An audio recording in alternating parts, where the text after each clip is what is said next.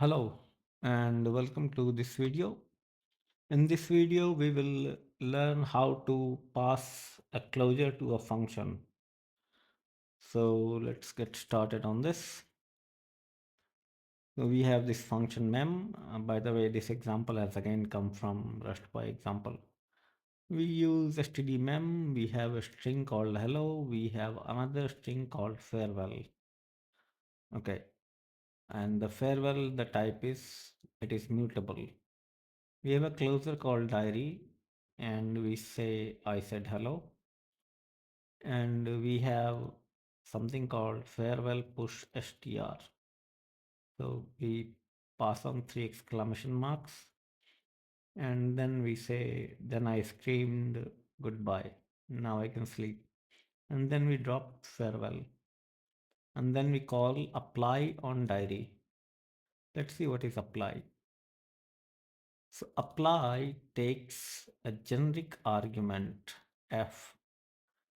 But what is f? It is a trait bounded by f1, fn1s. We have not covered traits yet, so probably you can revisit this video once we have discussed traits. So this closure is bounded by the trait fn1s. There are three different traits a closure can be bounded by. One is fn, another is fn_mut, and third is fn1s. Fn trait ensures that the closure captures the variables, these variables, greeting and farewell, by reference. For example, greeting can be captured by reference. We are not modifying it, we are not dropping it. So the trait required is Fn for this. The second is when you are mutating the captured variable, for example, farewell.pushstr. So in this case, fn_mut is required. And third is when we are moving the value, we are dropping farewell. So farewell must be moved. It cannot remain in the outer environment, because if you want to do something with, for example, println, if we try to print farewell here, it will not work. It will say the value is already moved. See, borrow of moved value. So we cannot do that. So first we see this in running mode, but before that, let's take another example. Now we take the closure takes an argument x and it doubles it, multiplies it with 2 and prints it. And then we call apply to 3 and we have double, we pass the double closure here. So we have the apply to 3 function takes it takes a generic argument f, and f is bounded by fn, which takes an i32 and returns i32. So f, the closure, is called here, the closure which was called double. So this f is double and the argument x is now 3. So 3 will be doubled, so it will print 6. So if you want to see this in action, what we can do is Rust programming closure as in input closures as put parameters. Now we say cargo run and it prints I said hello, then I screamed goodbye, and now I can sleep z. So Rust will take the least restrictive uh, rate which will satisfy the requirements. For example, if we don't move this value, okay, if we don't move this value, we can get away with fn_mut because we are still modifying farewell. It will still work because we are not dropping farewell anymore. So if you want to see now, okay, We made a mistake somewhere. Okay, cannot mutate immutable variable f. Where did I make the mistake? Here. Where will not f. Okay, hang on. Cannot mutate immutable variable f. So f is our memdrop. Did we do fnmut? Yeah. And we have farewell.poststr. So the error was, let me look at the error. Okay. So it says cannot borrow f as mutable as it is not declared as mutable. So f cannot borrow. So this should be mut here. Not this will work. So we run this now and it works. But what we can do is we remove this mut and we also remove this farewell push str. Now the trait bound which we need is only fn once. This will work. Okay. So sorry, not fn once. Fn once was the first one. Fn. This will work for us because now we are not modifying the captured variables and we are not moving them. We are only, if we capture by reference, it should work. And this farewell also doesn't need to be mut anymore. So let's see this. Okay, so it works. I said hello, then I screamed goodbye. Now I can sleep, and 3 doubled is 6. So you see how different traits are required for closures and how we can use them. So remember that fn1s will capture by value, fnmut will capture mutably. It will take a reference, but mutable reference, and fn will take only by immutable reference. Now we have seen this, so we do this to functions? We are passing a closure to a function. For example, we passed the closure diary to function apply. We passed the closure double to function apply to 3. Can we pass a function to a function? So the answer is yes. And in this case, functions will not capture the variable though. It won't capture like a closure, but it can take an argument and it can return a value. So just like closure here, we have a call me. So call me will call the function f or closure f, where f is bounded by the trait fn. In this case, it can be fnmut or fn1 as well. So we pass the closure and we pass the function. The closure prints I am a closure and function prints I am a function. Okay. So we run this and we will see cd closure as input, closure closures as input functions. We run this. Run. Okay. Now suppose we want to pass an argument to function and closure. So you can say print x, and what we will do is we will print x here. Okay. And for the function also, we will take an x i32 and we print this x. Now here we are passing the closure a variable, and here we are passing function a variable, and we pass 5 here. So 5 will get passed to both of these. Now we see the function takes an argument, so this should be i32. Okay. Now you see that both the closer and the function are receiving a parameter 5 or argument 5, and they both are printing it. Since call me is only one function which is calling this, so we have to pass the same input to both of them. If it would be another call me, we can make the closures and functions different as well. It need not be same. So now we run this. So both prints 5. Okay.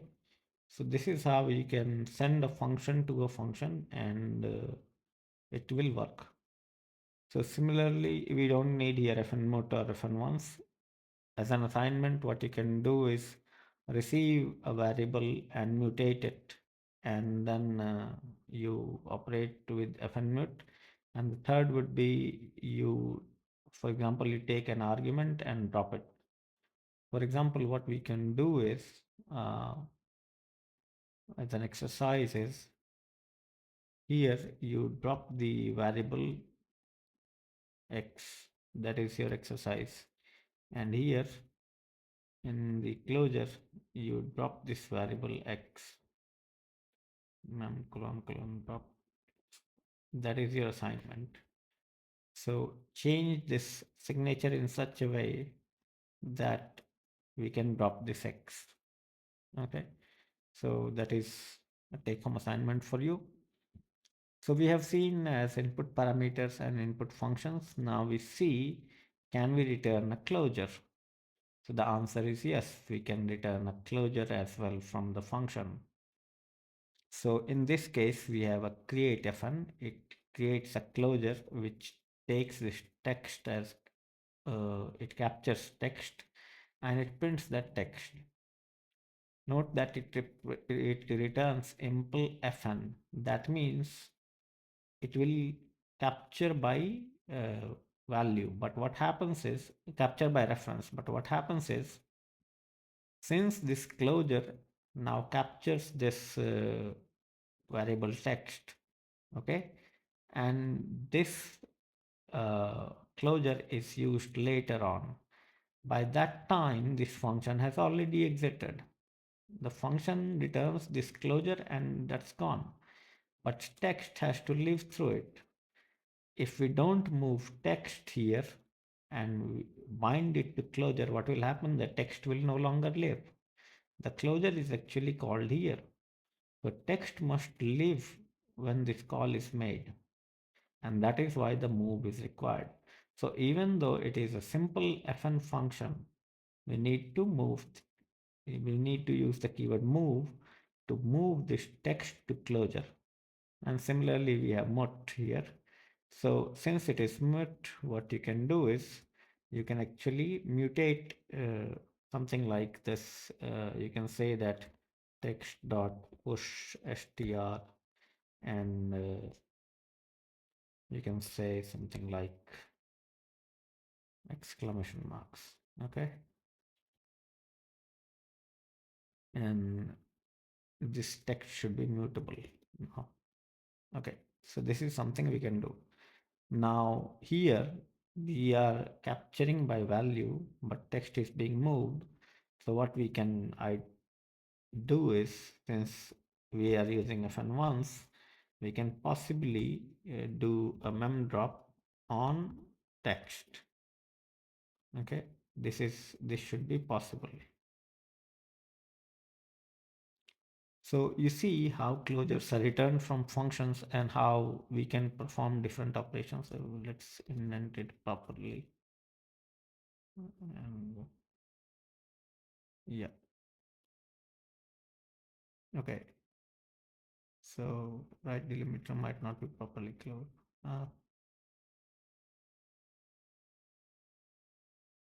Okay, this is a mistake.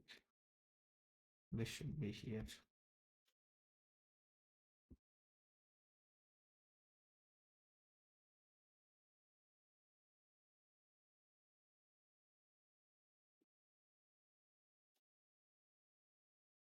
And we call it not text. So gives an argument expected bang. What bang is expected?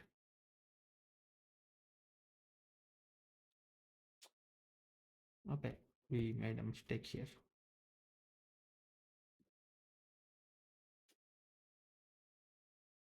We don't import mem, so we can import mem here. Use std colon mem.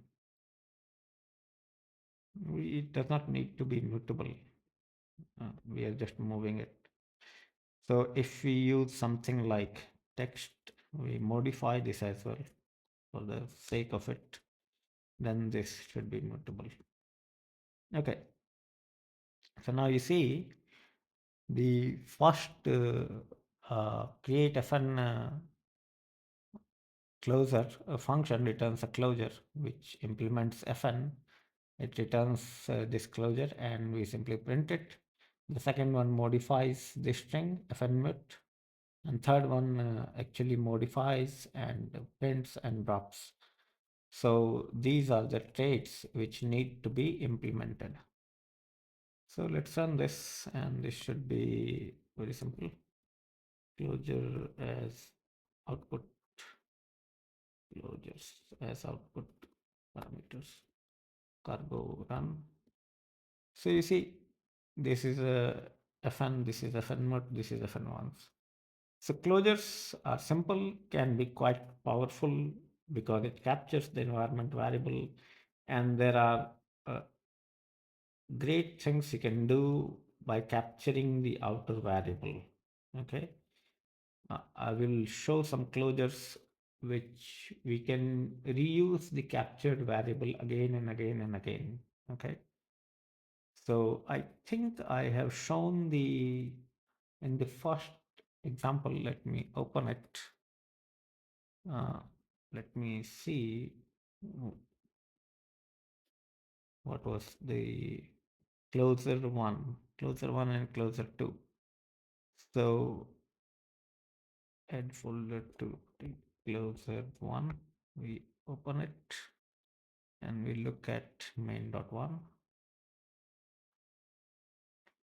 Okay, so here we call closer one with this is 42, and what we do here is we call it mut.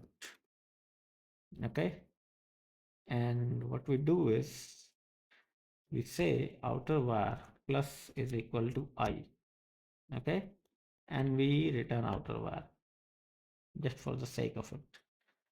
Okay, mutable borrow. Calling closure to multiple binding due to mutable borrow. Truth bar. Okay, what was the message? Calling closure requires mutable binding due to mutable borrow of outer. I'm not sure about this error. Oh, okay, here. Cannot borrow outer var as immutable because it is also okay. Let's comment this out. This guy, we don't want this. So what we do is close. Okay, this immutable. All right. So now we see what happens here, and let's call this once more. Ah,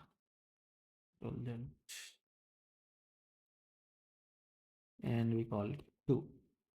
Let's run this and then I will explain it what is going on. Let's comment this out. Okay, so this is closer one. CD closer one. Auto run. We got 43 and 45. So now how come it became 43 and 45? So what happens is outer variable is captured here. And when it is called with 1 got added. So it became 43.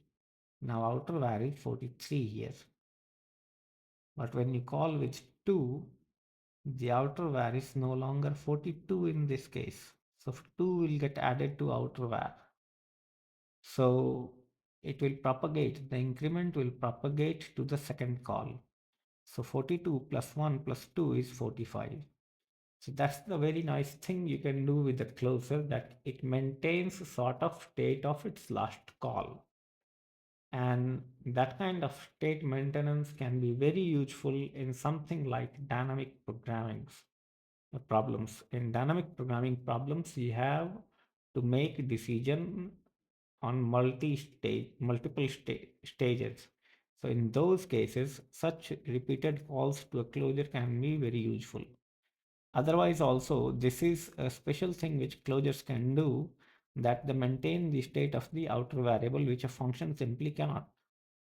Okay, so this is where the closures are really something special and shine at maintaining the status of the last call. This is something like, for example, generator functions in Python, which yield certain value and they remember what was the value in the last call. So this is much closer to generator functions of Python in that sense. So I'll stop here and I hope that you find this video useful and informative. So if you have got a comment or you do not understand anything, let me ask in the, please ask me in the comment box and I'll try to answer your question to the best of my ability. And now that we are done with closures, we will move on to next topic. I don't remember which one is that. So for the assignment, you implement this part here, this memdrop, okay, how you will do it. You modify this to implement it.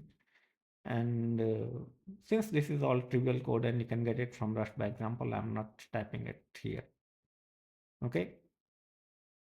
So once again, thanks a lot for watching. Happy programming.